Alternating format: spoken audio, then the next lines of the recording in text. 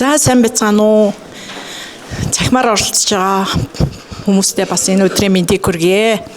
За өнөөдөр бидний амьдралд гар утас нэвтрээд одоо нэг бүтэн үе өнгөрөөг байгаа ч гэсэн өдөр тутмын хэрэглээ болцсон байна, тийм ээ. Өнөөдөр бид нар гар утастаа ном хитвч, камераас өксүүлээд дэлгүүрүүд хүртэл багтаацсан явж байгаа.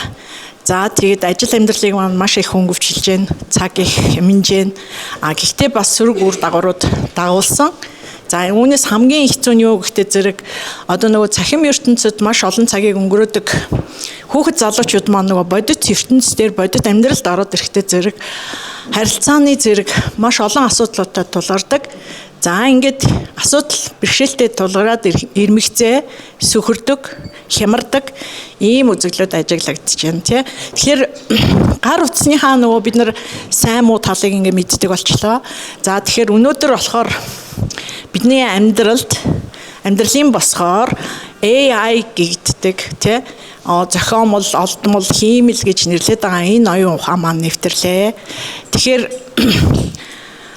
бид эхнээс нь одоо энэ AI ашиглаад эхэлсэн байна. Тэгээд цаашид бас ямар боломж байна вэ?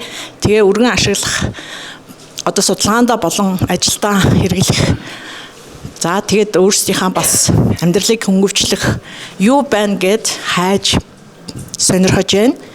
За дээрэс нь олохдоо зэрэг нөгөө хөдөлгөөний хомсдолтой, харилцааны бэрхшээлтэй энэ асуудал дээр нэмэгдээд одоо сэтгэлгээний залхуурал бас бий болох үе гэсэн завнилж байгаа. Тэгэхээр өнөөдөр энэ тухай ярилцахаар Босны их сургуульд докторийнхаа зэргийг хамгаалсан Монгол Улсын их сургуулийн эдийн засгийн тэнхимийн ахлах багш, залуу судлаач Ундрал маань ирээд байна.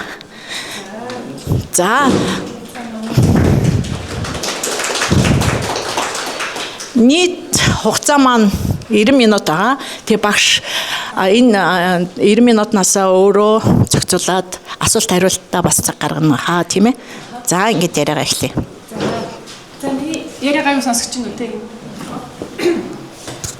За санаа намайг өнгөрүүлдэг. За би болохоор Нартай багш сая танилцуулсны дагуу МУИС-ийн шинжлэх ухааны сургуулийн эдийн засгийн тэнхимд ахлах багшаар ажилладаг. За тэгээд өнөөдөр болохоор хэдүүлээ хэмэл оюун ухааныг судалгаанд хэрхэн ашиглах вэ гэдгийг одоо зөвхөлж ярих гэж байна. Тэгээд ерөнхийдөө бол нэг 3 хэсэгт хуваая гэж бодож байна. Эхлээд бол хэмэл оюун гэж юу вэ гэдэг талаар те. Хэмэл оюун маань тэгээд хэрхэн яаж ажилтдаг вэ гэдэг талаар ярилцаад тэгээд тэрний дараагаар болохоор судалгаанд яг ямар хэрэгслүүд байна, судалгаанд яаж ашиглаж болох вэ гэдэг талаар ярилцаад тэгээд гуравт нь болохоор хэмэл оюуны одоо ёс зүйн асуудал болон академикт одоо яаж ямар ёс зүйтэйгээр бас хэмэл оюуныг ашиглах ёстой вэ гэдэг талаар ярилцъя гэж бодож байна. За тэгээд асуулт байх юм бол ерөнхийдөө дундуур нь бас асууж болно, гараа өргөөд ч юм уу те. Тэгээд дараа нь бас ярьж дуусаад дараа нь бас асуулт хариултын цаг гаргая гэж бодож байна 90 минутанда. За асуу. Зураг авч болно. Тийм, слайдыг явуулчих болно ер нь. Тийм, шеэр. Дараа нь слайдыг явуулж болох бах. Би Нартай багшд явуулчихвал та өдрөө нөгөө имэйлээр явуулчих болох бах. Тийм. За хамгийн ихэнд тэгвэл хэмэл оюун буюу AI гэдэг байгаа тий. AI буюу artificial intelligence юм уу, хэмэл оюун гэдэг чинь юу вэ гэж. За та хэдийн одоо толгойд хамгийн ихэнд юу орж ирж байна хэмэл оюун гэхлээр ChatGPT зөв тий. ChatGPT бол хэмэл оюуны нэг жишээ мөн. Програм хангамж. За зөв өөр ямар үгнүүд орж ирж байна хэмэл оюун гэхлээр машин. За машин хэрэгсэл өөр дата, big data өгөгдөл те. За маш зөв өөр хэмэл оюун. Тархины загварыг ашигладаг алгоритм маш зөв те. За тэгэхээр хэмэл оюун гэдэг тэгин гут энд нэг хэдэн жишээ оруулаа. Маш одоо өргөн хүрээний зөндөө олон одоо бидний одоо өдөр тутмын амьдралд бол хэмэл оюун маш их хэрэглэгдэж байна те. Маш олон салбарт хэрэглэгдэж байна. За нэг эхний жишээ гэхэд өөрөө жолооддаг автомашин одоо те нөгөө self driving car гэдэг те гарч эхэлсэн те. За энэ бол одоо жишээлбэл нөгөө Америк нэгдсэн улсын Сан Франциско хотод бол ингээд нөгөө яваад эхэлсэн. Хүмүүсийг нөгөө такси маягаар шууд ингээд өөрөөгөө жолооддаг автомашин явдаг болсон байгаа. За Хятадд бас иймэрхүү нөгөө зарим хотуудад яваад эхэлсэн гэж сонссон. За энэ бол одоо хэмэл оюуны нэг жишээ гэж ойлгож болно. За өөр одоо дүрс таних технологи гэдэг те хэдүүлээ нэг гар утсан дээрээ та нарын нэг нүрийг хараад шууд гар утсан годог те. За энэ бол бас ингээд дүрсийг таньж байгаа юм болж байна те. За яриа таних технологи Монголын өөрийн одоо хиймэл оюун чимээг гэдэг те. Та одоо сэтгүүлчд манд ч юм уу бас маш их ашиглаж байгаа бах те. Яриаг шууд яг юу болгодог лээ? Текст болгоно те. Эсвэл текстийг шууд яриа болох ч юм уу те. За энэ бол бас хиймэл оюуны нэг жишээ гэж хэлж болно. За өөр одоо нөгөө санал болгох систем гэж яриад байгаа. Recommendation system. За энэ бол нөгөө нэг та бидний хэрэгэлдэг одоо технологийн аппликейшнүүдэд одоо маш их байж идэг. За жишээлбэл юу Netflix ч юм уу те, HBO энэ төр гэдэг тэгээ монголоор одоо Univision ч юм уу те бид нэр хэрэгэлдэг штэ те. Тэгэнгүүт оронгууд ингээд шууд санал болгох ингээд үзүүлдэг те. Та энийг өмнө нөгөө нэг солонгос драма үзсэн юм чинь энэ солонгос драмаг үзэх үү ч юм уу ингээд гарч ирдэг те. За энэ бол бас цаана нэг тийм алгоритм яваад байна те. За энэ бол бас хиймэл оюун ашиглаж байгаа гэсэн үг цаана те. Тэгээд таны яг дуртай үзэх магадaltaй юм чинь гаргаж ирнэ. За Facebook, Instagram одоо энэ та хэрэг хэрэгэлдэг бол те нөгөө нэг рилүүд гарч ирдэг штэ те. Таны яг нэг үзэх магадaltaй тийм дуртай ч юм шиг сонирхолтой эсвэл өмнө ярьж исэн юмтай холбоотой видеонуудыг цаанаас нь те технологийн компани ингээд танд санал болгоод үзүүлдэг. Тэгэхээр энэ бүхний цаана болохоор одоо энэ санал болгох recommendation system буюу алгоритмууд ажиллаад за энэ маань бас хиймэл оюуны жишээ гэж ойлгож байна. За ангаах ухаанд те бас хиймэл оюун ухаан маш их хэрэглэгддэг болж эхэлж байна. За энэ бол нэг жишээ би нөгөө Монголын нэг юу байгаа те хиймэл оюун дээр суйрлаад эрт илрүүлэг хийх жишээлбэл газрууд гараад ирсэн байх жишээтэй тий. За тэгээд ер нь бол одоо ангаах ухаанд хиймэл оюуныг ашиглаад одоо юу өвчнийг илрүүлэх ч юм уу тиймэрхүү зүйлд бас маш их хэрэглэгддэг болсон. За тэгэхээр хиймэл оюун гэдэг маань өөрөө болохоор AI болохоор айгүй тийм том ойлголт, ерөнхий ойлголт байгаа байхгүй тий. Ерөнхийдөө л хүний одоо оюун ухааны үйл ажиллагааг одоо дуурайхыг л оролдож гин гэсэн үг тийм том систем хэлээд байгаа. За тэгэнгүүт нэг AI гэдэг нь айгүй ерөнхий том ойлголт.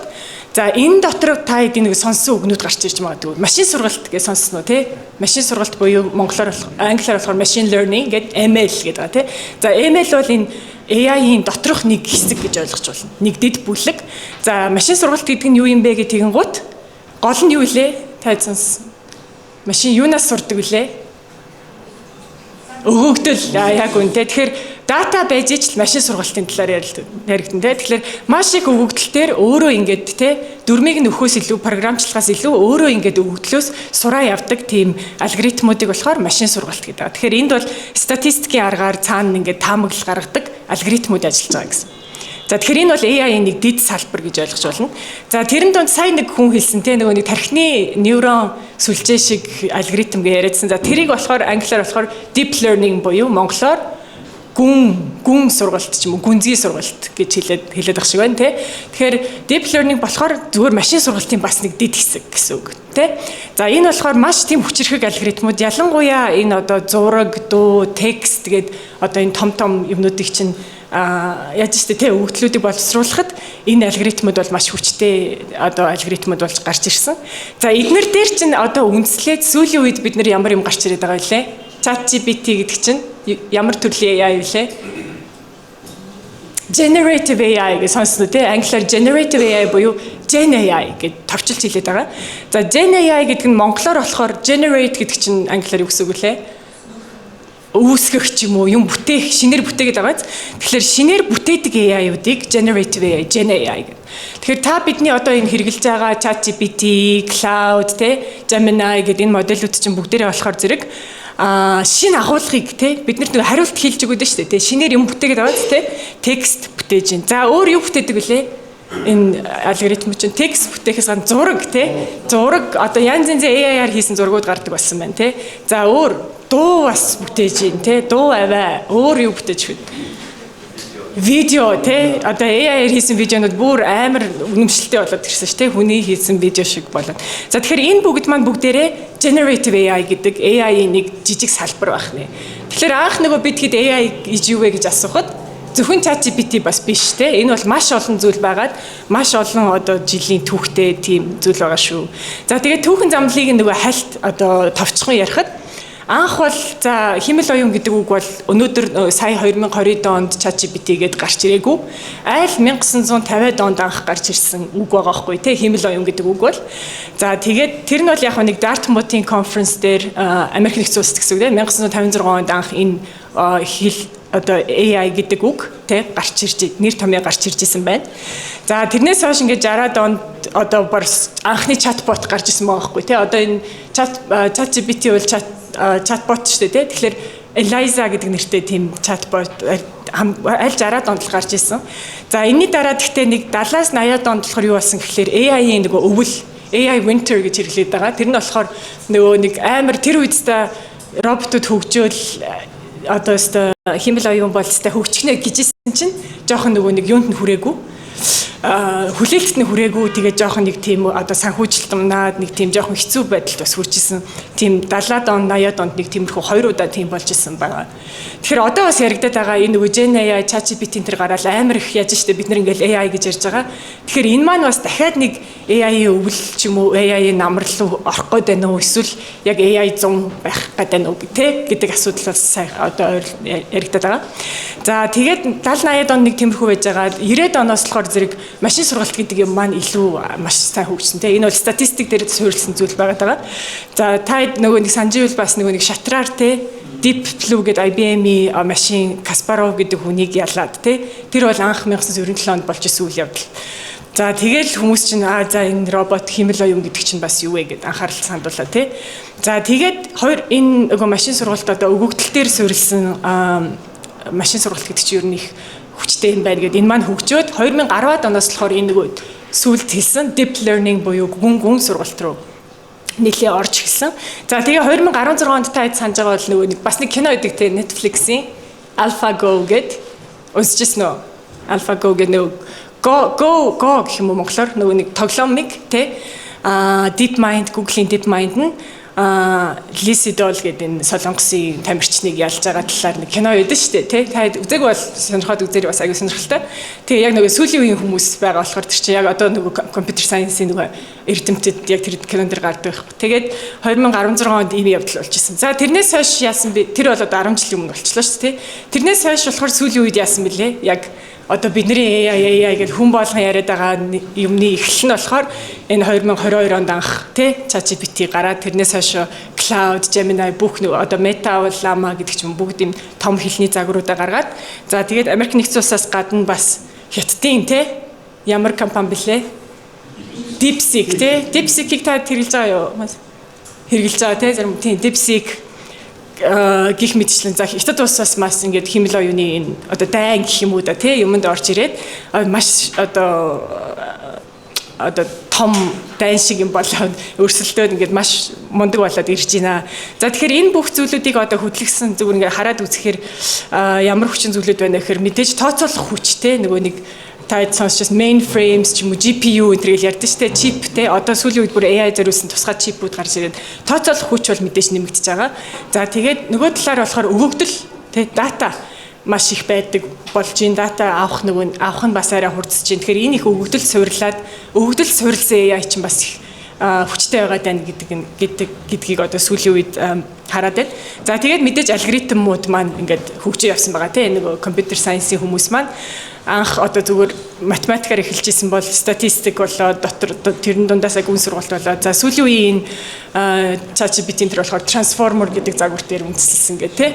Тэгээ алгоритмууд маань ингээд улам сайжраад энэний үндсэн дээр бид нэр өнөөдөр ингээд маш энэ мундаг загваруудыг одоо харж байна те. За тэгвэл Gen AI ер нь хэр нэвтэрсэн байгаа вэ гэд. Монголд ерөнхийдөө судалгаа байгаа хэсгийг энийг бас хийж үзэх сонирхолтой баг.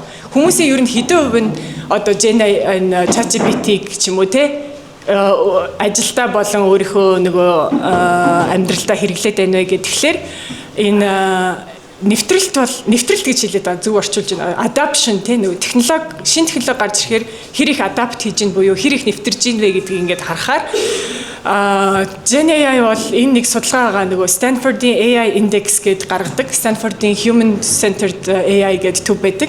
Тэднийхээс одоо жил болгон ийм AI индексийн талаар репорт гаргадаг болсон байгаа. Тэрийг бас та сонирхох юм бол үзэх юм бол айгүй сонирхолтой. Доор нь би нөгөө нэг линкийг оруулсан. Тэгээ энд бол ерөөсөө маш нөгөө нэг гоё судалгаанууд байдаг. Одоо AI хэр хөгжиж гин, юу болж гин гэдэг одоо маш сонирхолтой бүх салбар дээр ингээд хийсэн судалгаанууд гардаг. За энэний нэг судалгаанаас гарсан нэг өгөгдөл юуг нь сонирхолтой статистик нь болохоор энэ байгаа байхгүй. 3 жилийн дотор 2022 онд ChatGPT гарснаас хойш тэ зах зээл нэвтэрснээс хойш 2025 он гэхэд за энэ бол Америк нэгдсэн улсын тоо байгаа. Америк нэгдсэн улсын одоо насанд хүрсэн хүмүүсийн 53% нь одоо ChatGPT ч юм уу ямар нэг Gen AI-г бол амьдралдаа юм уу ажилдаа хэрэгжилж байна гэж. За энийг бусад нөгөө технологитой харьцуулаад үзэх юм бол одоо жишээлбэл интернет байна тий. Интернет анх гарч ирснээс хойш эхний 3 жилдээ бол нэг 30% хүнд хүрч исэн байна. За эсвэл компьютер анх гарч ирэл тий. Тэр чинь бас айгүй том технологи байсан шүү дээ. Тэгэхээр тэр үед бол анх эхний 3 жилдээ нэг 20% хүмүүст хүрч исэн ч юм уу тий. Тэгэхээр энэ өмнөх технологиудаас илүү хурдцтай Gen AI бол нэвтэрж байгаа юм байна. Тэгэхээр энэ бол Америк нэгдсэн улсын тоо. Гэхдээ Монгол улсад бас тэ ямар хөө байна гэдгийг статистикаас бас гаргуул сонирхолтой байх гэж бодож байна. Гэхдээ ерөнхийдөө бол хүмүүс айгүй их хэрэгжилж байгаа шүү тэ. Энэ өрөөнд байгаа хүмүүс баг бүгдээрээ хэрэгжилж байгаа юу? Ямар нэг байдлаар тэ 100% та энэ өрөөнд дотор бол 100% тэ. За Монгол улсын нийт хүн ам дээр харахаар яг хэдөө байх нь тий гаруул сонирхолтой гэж бодож байна. Гэхдээ ер нь бол маш сайн одоо нэвтэрж байна. За энэ Stanford-ийн нөгөө нэг судалгааг харуул бас нөгөө бусад улс орных бас гарсан байгаа. Америк нэгдсэн улс 53% та байгаа бол Сингапур хамгийн их байсан. Сингапур тэгээд Арабын нэгдсэн Эмират хоёр хамгийн их байлаа. Айгу сонирхолтой бас яг Америкт одоо хамаг одоо моделүүд нь явж байгаа ч гэсэн тий хамаг том компаниуд Америкээс байгаа ч гэсэн бусад улсын Сингапур ч юм Арабын нэгдсэн Эмират энэ улсууд айгу сайн хэрэгжилж байгаа даа. Тэгэхээр энэ бас янз янзын зүйлээс шалтгаалж байна гэд одоо энэ репортыг уншвал бас зөндөө сонирхолтой бичсэн билээ. За тэгвэл энэ Gen AI гэдэг чинь ер нь тий энэ AI гэдэг чинь яаж ажилт юм бэ? Цаана юу болоод байгаа юм бэ гэдгийг хэдүүлээ харъя тий. За тэгвэл ер нь бол айгүй энгийн зарчим байгаа даа. Ерөөсөө л энэ чинь нөгөө статистик дээр суурилсан гэдэг байгаа шүү дээ. Алгоритм чинь цаанаа статистик магадлалын онол явж байгаа, алгоритм математик явж байгаа тий. Тэгээд юу хийж байгаа вэ гэдэг нь ерөөсөө л магадлалаар дараагийн үгээ таамагладаг тийм алгоритмуд байгаа байхгүй юу? За тиймгүүд яаж юм тэгэхээр бид нэр ингээд хэрэглэгч асуулт асуусан шүү дээ тий. Тэрийг болохоор prompt гэж нэрлэдэг байгаа шүү тий. Prompt асуулаа. За тиймгүүд компьютер яах вэ гингүүд тэр чинь нөгөө ойлгохгүй шүү дээ шууд компьютер бол. Тиймгүүд эхлээд нөгөө жижиг хэсгүүдэд хуваадаг гэж байна. Тэрийг болохоор token гэдэг. За токенүүдэд хуваагаад ингээд жижиг нэгжүүдэд хуваангуудаа тэрийг математик тоо болгоно ш 0.1 ч юм уу те эсвэл магадлалын 0.75 ч гэдэг юм нэг тоонууд болгоод за тэгээд тэр тоонуудыгаа цаашаа яах нь нөгөө алгоритм руугаа явуулчих. Тэгээд загвар нь ингээд боловсруулагдаад цаанаа ингээд ажиллаад бөөм болж байгаа ш. Тэгээд тэрнээсээ цаашаа дараагийн одоо хариулт биднэрт ирэхийн өмнө болохоор юу болох вэ гэхээр нэг үг хичээл тэрний дараагийн үг нь ямар үг байх вэ гэдгийг таадаг тийм загварууд байгаа байхгүй. Ерөөсөө. За тэгэхээр жишээ харах юм бол за энэ одоо ингээд өнөөдөр тэнгэр маш гэл одоо бичлээ гэж бодсон шүү дээ AI. За энэний дараагийн үг юу ээж болох вэ гингүүд. За сайхан эсвэл цэлмэг үүлтэй халуун хүүтэн те энэ бүгдийнхаа ингээд нөгөө контекстээс хамаарат одоо магадлалуудаа тооцоолж байгаа байхгүй. Тэгэхээр өнөөдөр тэнгэр гэж ихсэн бол маш сайхан гэх бах магадлал хамгийн их байсан учраас тэрийгэ тавиад за тэгээд тэрний дараа дахин таамаглал те сайхан гэж хэлсэн бол монгол хэлэнд байна гэдэг үг дараа гэх бах нь хамгийн их магадaltaй. За байна гэвэл тэгээд өдөр гэдэг ч юм уу ингээд гих мэтэр цаашаага ингээд үргэлжилдэг байх нэ. Тэгэхээр ерөнхийдөө бол алгоритм цаана яваад байгаа ингээд юу нь бол одоо логик нь бол айгүй энгийн гэх юм уу те дараагийн үгийг л таамаглана ерөөсөө. Ингээд нэг нэгээр таамаглаж байгаа гэсэн. За ерөнхийдөө бүтэн процесс нь гэхдээ юу болоод байгаа вэ гэхээр бас одоо цаана бас эн чинь маш их нөгөө нэг одоо эрчим хүчний зардал гарч ийна гэд яриад байгаа шүү дээ. Тэгээ тэр нь яагаад вэ гэнгүүт одоо ингээд бид нэг юм асуунгууд тэрийг ингээд үгийг жижиг хэсгүүдэд хуваагаад те одоо шинэ сурагч гэдэг үгийг юу гэж хуваадیں۔ Яг мэдэхгүй л байна л та. Гэхдээ сур агч гэдэг ч юм уу ингээд хоёр хувааж байгаа. За дараа нь тэрийг тоо болгоод тэгээ тэрийг яах нь нөгөө нэг интернетээр дамжуулаад том нөгөө дата төвүүд өгдөг шүү дээ. Дата төв, дата сервер тэднэр лөө илгээгдээд энэ бидний бичсэн юм чинь.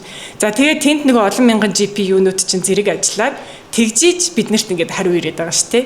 За тэгэж эрхийн өмнө одоо энэ ChatGPT, Cloud Gemini, DeepSeek гэднэр чинь бол эхлээд нэг нөгөө машин сургалт яриад байгаа шүү дээ, тий.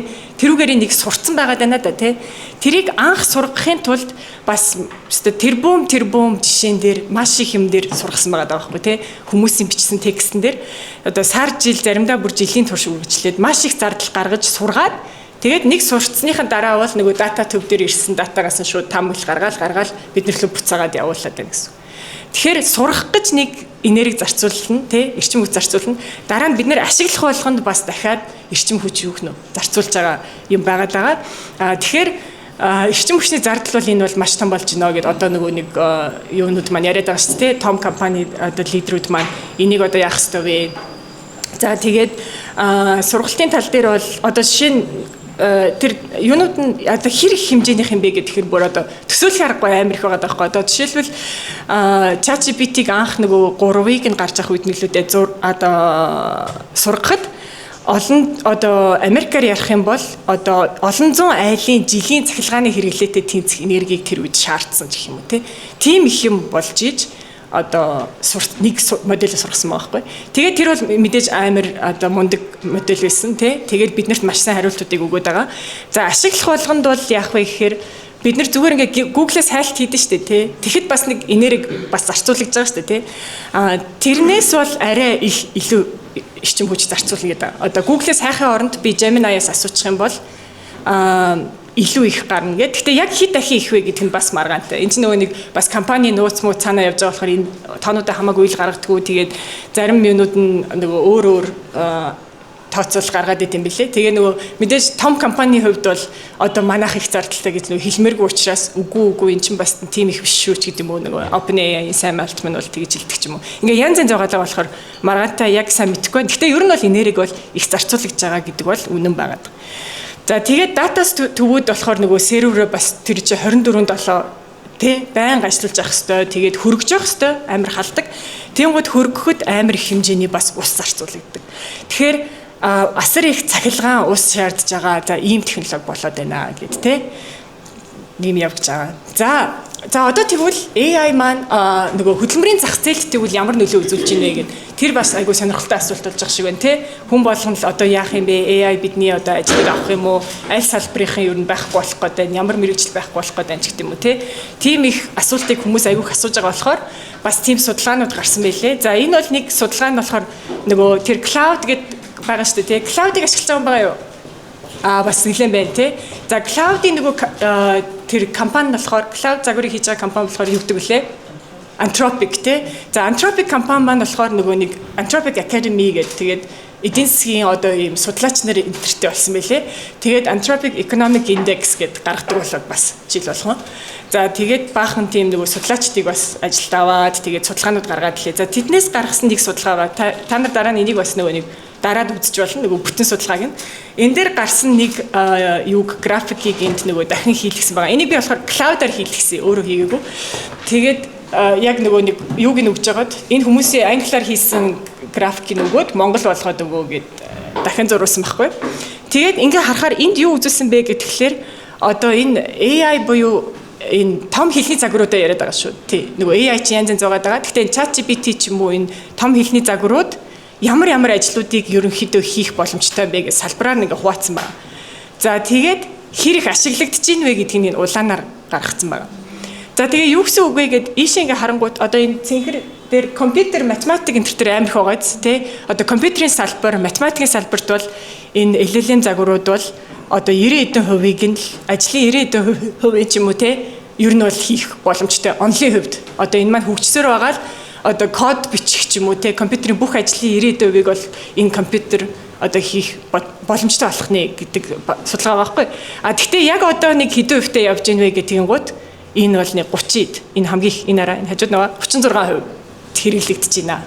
Яг одоо компьютерийн математикийн хүмүүсийн хийдэг ажлын 36%-ийг одоо энэ AI хийх боломжтой байна. За өөр бас хамгийн их ашиглагдж байгаа салбар гэхээр нөгөө офисын ажлууд офисын ажил, захиргааны ажил байдаг ш баахан бичих цаастай ажлууд. Тэр ажлууд дээр бол 34% нь бас хэрэглэгдэх боломжтой. За бизнес санхүү санхүү дээр бас сүүлийн үед амар их нөгөө нэг cloud чинь нэг шин загвар гаргаад финансийн одоо нөгөө нэг анх ажилд ордог financial analyst-уудын ажлыг баг нугалахаар болж ийн гэд гараад байгаа шүү дээ. Тэгэхээр бизнес санхүү бас за 28% гэдэг ч юм уу. Ингээд ерөөхдөө тэгтээ нөгөө нэг анх 100%-аас бас арай бага байгаа биз 30%-тай л одоохондоо бол бас 30-20%-тай л байгаад байгаа. Тэгэхээр бас одоо юу гэдэг яг орлох гээд ч юм уу тэр хүртэл бол бас арай болоогүй. Тэгээд тэгтээ ерөөхдөө нөгөө нэг гол хилээд байгаа юм нь болохоор энэ хүмүүсийн нөгөө хийдэг ажил нь л өөрчлөгдөх болохоос биш. одоо тэр мэрэгжил өөрөө байхгүй болохгүй шүү л гэдэг ер нь бол тэгээд байгаа. За хамгийн бага ашиглагдж байгаа салбар гэвэл ойлгомжтой. Энэ бол нөгөө нэг том хилний загварууд учраас яг нөгөө гараар хийдэг те хөдөө аж ахуй ч юм уу барилгын салбар. За аль эсвэл нөгөө хоол хүнс одоо тогоочийн ажлыг орлоно гэдэг чинь хэцүү шүү дээ. Тэ тогоочийн ажил ч юм уу эсвэл хүнийг асрах. За тэгээд хамгаалалтын ажил ч юм уу тээвэр тэ энэ болгон бол энд бол одоо бол хамгийн бага ашиглаж байгаа. Тэгээд энэ салбарууд бол одоо AI одоо тэдний ажлыг хийх бол арай болоогүй тий бас одоо нөгөө роботууд бас сайн хөгжиж одоо жишээ нь роботууд бол нөгөө хөгжөөд байгаа гэд бас одоо энэ нөгөө Стэнфордын судалгаан дээр бас байлээ. Одоо нөгөө үйлдвэрлэлийн роботууд аяг хөгжөөд байгаа шүү дээ тий. Хятадд одоо жишээ нь аяг их байгаа мэлээ нөгөө үйлдвэрийн ажлыг роботоор хийлгдэг. Гэхдээ яг одоо жишээ нь гэр цэвэрлэх ч юм уу тий. Гэр цэвэрлэхдээ нэг робот авчвал намраа басна тий. Гэтэл тэрийг одоо хийж чаддаг робот гарах юм болоогүй байгаа даа байхгүй тий.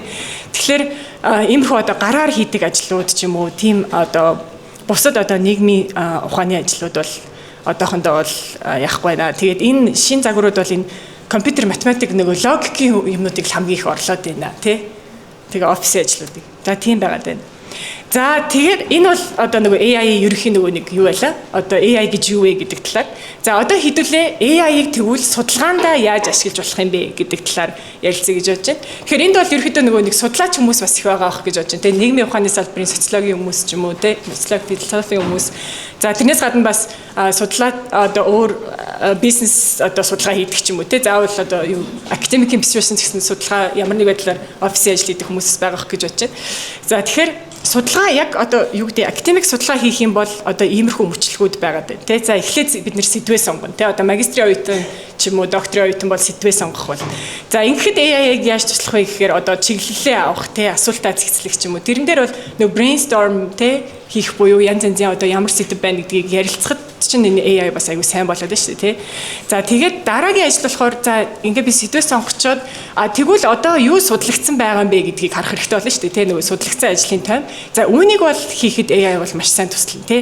Их сурвалжийг хайх, тэднийг хураангуулах, зэгцлэх. За дараа нь арга зүгээ сонгоно тий. Ямар аргаар хийсэн дээр вэ энэ судалгааг гэдэг нь тэр аргуудыг харьцуулах жишээ авах дээр бас AI-тай ярилцж болно. За дараа нь мэдээж өвгдлөө цуглуулна тий. Нийгмийн ухааны салбарын хүмүүс бол одоо очиод хүмүүсээс ярилцлага авах ч юм уу дата цуглуулах. Эдийн засаг бол одоо бэлэн одоо үндэсний статистикийн хорооноос ч юм уу Монгол банкнаас дата авах ч юм уу эсвэл өөрөө нэмээд дата цуглуулах. Энэ бүхэндээ мэдээж юу ах нь асуулгаа бэлдэх ч юм уу энэ одоо бичиг саасны ажилд бол бас ашиглаж болно.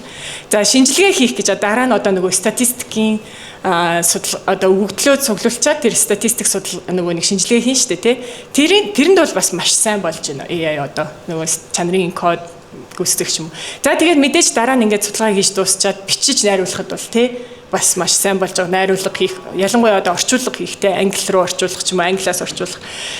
За ийм зүйлд бол AI маш сайн болж эхэлж байна. За гэхдээ ер нь бол гол хэлэх юм нь болохоор AI бол туслах, судлаачийг бол орлохгүй л гэдэг байгаа. За тэгээд гол шийдвэр мэдээж эцсийн үр дүнг хүн өөрөө хийж байгаа. Энэ бол хүний оюуны ажилтай судалгаа гэдэг чинь. За тэгээ ялангуяа одоо бид нар нөгөө одоо философийн хүрээлэн дээр байгаа юм чи одоо энэ гүн ухаан те философи буюу нийгмийн ухааны судалгаанд бол энэ бол маш хариуцлагатай онцгой одоо илүү онцгой чухал те компьютер сайенсийн судалгаанаас л одоо философийн хүмүүс бол те өөрсдийнхөө нөгөө нэг энэ бодол юг хадгалж үлдэх буюу хөгжүүлэх бол маш чухал байгаад байна гэдэг юм орж байгаа. Оо яач. За тэгээд эхний нөгөө нэг судалгааны ажлын тойм бичгэд AI-г ашиглана гэсэн шүү дээ тий. Тэгэхэд бол одоо ийм AI-ийн төлөвлөд бүр зөндөө ерөөхдөө гарцсан байгаа. Энэ тэрнээс бол нэг хідэн одоо жишээг нь орууллаа. За энэ одоо эхлээд болохоор Elicit гэдэг энэ болохоор энэ ChatGPT гарахаас өмнө гараад ирсэн байсан нэг одоо юунуудыг судалсан ажлуудыг бацхад айгу зүгээр тийм вебсайт гарсан байсан. За энийг бол би хэрэгжилжсэн. Энэс бусдыг бол би өөрөө нэг хэрэглэдэггүй. Одоо жишээлбэл Semantic Scholar, Consensus, S-Site ч гэдэг юм уу янз янзын ийм судалгааны юунууд гарсан байлээ AI-ийн одоо хэрэгслүүд. За Research Rabbit гэдэг нь болохоор жишээлбэл айгу зүгээр юм нөгөө нэг судалгааны ийм график гаргадаг. Одоо энэ ойролцоо судалгаанууд ингэсэн байна. Хооронд нэг график үүсгээд гаргадаг ч юм уу. За тэгээд Notebook LM-ыг бол хүмүүс хэрэглэж байгаа юу те? Хэрэглэж байгаа хүмүүс их байгаа юу? Notebook LM те энэ нөгөө Google-ийн юу учраас Google-ийн бүтээгдэхүүн болохоор хүмүүс бас хэрэглэдэг. Тэгээ энэ бас их зүгээр маш сайн бүтээгдэхүүн байгаа даа нөгөө нэг өөрөө PDF оруулуулчаад тэндээсээ миний оруулсан PDF-ээс асуулт асууж гэх юм уу те. Бүр одоо тэрэн дээрээ суурлаад подкаст билд гэдэг. Ерөөсөө тэгээ эсвэл YouTube-ийн видео оруулаад эндээс одоо юу агуулгыг нь базаад хийлч гэдэг юм уу. Эсвэл тэндээсээ quiz үүсгэх гэх тэ нөгөө одоо ялангуяа багш нарт бас их зүгээр нөгөө хүмүүсээ шалгах quiz энтер бэлтгэхэд, оюутныг шалгах quiz энтер бэлтгэхэд өглөөд лекц материалд оруулчаад за одоо энэ дээр үндэслээд даалгавар бэлт, quiz бэлт тэ Google Form-оор гаргах ч гэдэг юм уу. Ингээд хийх боломжтой болохоор энэ notebook LM бол бас их зүгээр хэрэгсэл байгаа. За одоо судлагдсан ажлынхаа томыг биччихээд дараа нь нөгөө нэг тоон шинжилгээ хийх, чанарын шинжилгээ хийх, бичиж найруулахад болохоор ямар хөө зүйлүүд сайн байгаад байна гэхээр бас зөндөө л ер нь AI төлөвлөд гарсан байна. За тоон хөгжил дээр болохоор ерөөхдөө миний нөгөө хэрэглэх дуртай юм болохоор энэ Google Colab-ыг таад хэрэгжилжсэн. За энэ болохоор нөгөө бас Google-ийн бүтээгдэхүүн болчиход байна л да. Тэгээд Google Colab болохоор Python гэдэг нөгөө нэг компьютерийн хэл байгаа даа шүү дээ, тий. Гэт таад сонсон болов. Гэхдээ нийгмийн ухаанд бас нэг хэрэглэгдэхгүй яа гэвэл компьютер сайенсийн хүмүүс бол Python-ыг яг кодо бичгтээ хэрэглээд байгаа байхгүй. Эсвэл R гэд те нөгөө нэг юу хэрэглэдэг штэ те статистикийн хэллүүд. За Python R-ыг болохоор одоо Python-ыг шууд одоо юу ч компьютер дээрээ суулгахгүйгээр шууд интернет дээр ашиглах боломжтой юм юмыг Google гаргасан байхгүй. За энэ бол бүр аль дээр үед гарсан одоо ChatGPT дээрээс өмнө аль дээр үед байсан. Одоо тэгтээ гоё болсон юм юу гэхээр Google Colab дээр нэмээд нөгөө Google чинь Gemini гэдэг байгаа шүү дээ тий. Тэрнтэйгээ шууд хамт нөгөө Google чинь нөгөө олон юмтай болохоор экосистем хоорондоо айгуу сайн ажиллана. Тэгээд шууд Google Colab-ийн хажууд Gemini гарч ирээл кодо бичиж яхад одоо нөгөө алдаж малдах юм бол алдаа гардагч нэг код хичээл янгууд алдаа заагаал. За энэ нь яагаад алдчихваа гэж өмнө Google-тэй байсан бол одоо шууд хажууд нь Google Gemini гарч ирдэг болохоор дараа л Gemini дээр энэ ямар алдаа гарч байгаа юм шууд засаал энэ болж гинөө гэдээ өгчөж байгаа байхгүй. Тэгэхээр аюу хурдан одоо энэ нөгөө статистик одоо юу гэдэг дундаж хазаалт те дуудаа гаргах регресс хийх ч юм уу, шугамар регресс хийх ч юм уу. Эсвэл одоо график зурах, диаграм зурах иймэрхүү зүйлд бол Python бол мэдээж энэ бүгдийг хийж чадна. Тэгээд Python-ыг ажилуулах орчин нь болохоор энэ Google Colab, Gemini аюу сайн болсон байна гэж ярьж байгаа. За энэс гадна өөр бас төлөв зөнд байгаа. Мэдээж ChatGPT гэж гэсэн хэрэгжилж болно те. Cloud бас код бичихтэй маш сайн. За чанарын хөгжил тал дээр болохоор сая нөгөө хэлсэн те ноутбук LM чинь нөгөө нэг PDF-ээ өөрөө материал оруулаад тэр дундаасаа юм асуухад айгуу сайн байдаг учраас айгуу сайн. За тэгээд бичиж найруулах тал дээр бол монгол хэл дээр харин cloud жоохон муу байгаа. Тийм тэгээд яг нь монгол муу орчуулангууд нь муу орчуулсан байна гэд хэлэхээр дахиад засаад арай сайжрах ч юм уу те. Бас тэгээд байгаа. Тэгэхээр эхний орчуулга бол айгүй муу байгаа cloud. ChatGPT-гийн монгол хэл амар сайжраад байгаа юм шиг санагдаад байгаа тий. Та бас тэг санаж байна. Google Gemini ч гэсэн бас сайн тий. Монгол хэл ер нь дайчгүй сайн болоод байгаа. За гэхдээ Монголын бас өөрийн нөгөө нэг LLM-ийг хөгжүүлж байгаа хүмүүс байна шүү дээ. Чимээгээ, Игүнэ чат ч юм уу. Тэр хүмүүс бол яг одоо монгол хэлэндээ маш сайн тийм одоо загваруудыг бүтээж байгаа. Тэр бол одоо маш чухал байгаад байна. За тэгэхээр AI хэрэгслүүдээ одоо ингээд базаад харахад таад маань мэдээж те ChatGPT, Cloud, Gemini, Copilot гэдэг нэг Microsoft-ийн те гэхдээ Copilot чинь GPT-ийн модулийг хэрэглэдэг лөө те. За тэгээд DeepSeek те хиттийн загварууд байгаа. За эднэртэй ярьж болно. За эрдэм шинжилгээний ажлуудын хайлтыг сайн хэлсэн те. Иймэрхүү олон AI төлөвлөд байгаа. За бичиж найруулах дээр бас нөгөө Grammarly гэдэг дээр үед бас байдаг гэсэн шүү те. Энэ хэд маань бас байгаа. За notebook LMS гадна тэмдэглэл хөтлөхөд Notion гэдээ бас нэг байдаг. Тэр бас айтайхан. Одоо Notion маань дахиад бас AI-тай болсон. Тэгэхээр шууд дотроо нөгөө Notion дотор байгаа юмнуудыгаа бас ингээд чатлаад явах боломжтой болсон байлээ. За Obsidian гэдэг байсан. За дүрс дуу видео үүсгдэг юмнууд бол бас тустай байгаа тий. Gemini entry-г бас ашиглаад шууд дүрс үүсгэж болно. Гэхдээ одоо энэ өөр ийм янз янзын төлөвүүд бас байгаа. За код бичгэд бол бас тустай төлөвлөд. Одоо нөгөө GitHub Copilot гэдэг те энэ болохоор нөгөө Microsoft-ийн энэ бол бас ChatGPT-гээс өмнө л байсан нөгөө computer science-ийн хүмүүс бол код бичгтээ нэг хэрэглэдэг байсан. За Cursor гэж сүүлд гарч ирсэн. За ChatGPT өөрөө бас data analysis юмтай ч гэх юм уу. Ингээд нөгөө хийх ажил болгонд ингээд тохирсон өөр хэрэгслүүд бол ерөөхдөө маш их гарчээ. Тэгэхээр эднэрийг бол бүгд ингээд ашиглах боломж. Энэ яг амар ягаад байна?